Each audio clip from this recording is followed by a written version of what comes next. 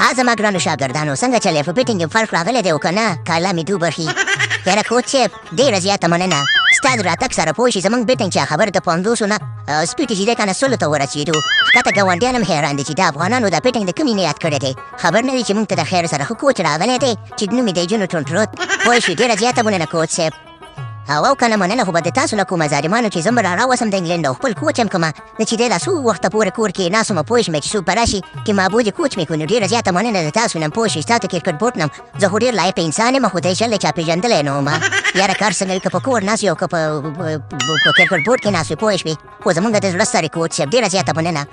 کوچ صاحب دی چلو که پوه شه اکرام علي خیل ته ووایي چې زما په ځای کیپینګ وکړي پوه شوې چې بیا د کیپینګ وکړم او بیټینګ هم بیا نه شم کولی ځکه ستړی کېږم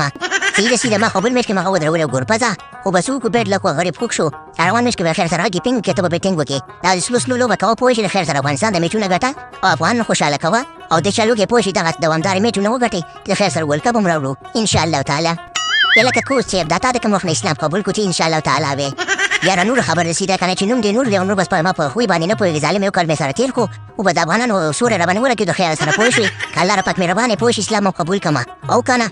او بل ابراهیم د شلو کتم پوه د خیر سره کوم بیټینګ چل نه مې د ښودلې د کور ته چې لارې پریکټس پې وکړه چې د خیر روان میچونو کې په میچ کې بیا ما هسې شرک نه ووایي صحیح ده کوچ صاحب صحیح ده بس تا نه ډېره زیاته مننه پوه شي ستا راتګ سره مې بیټینګ ډېر ښه شوی دی انشاءالله زه به د خیر سره د کولي نه بعد په دنیا باندې راټ کوم او د خیر سره به بیټینګ په برخه کې انشاءالله تعالی او که زما په لاس کې وې که نه کوچ صاحب د جلال دوستم په ځای مې ته جنت ته بوتلې او هم مې دوزخ نه غورځولو او کوچ صاحب په اخره خو یو شعر راته ووایه پوه شي دا زړه مې هسې له خوشحالۍ نه ټوپونه وایي بې وخته اخترونه دي خبره ځکه نه درېمې کې سر په سر کټۍ یو شعر راته ووایه پوه شوې شعر درته ویمه نو غوږ شه ورته پوه شي راشد خان راته یاد کړی ولو پوه شوې نو غوږ شي ورته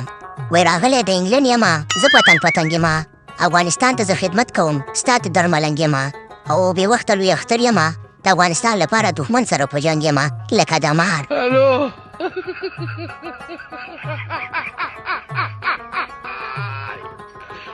ولك الو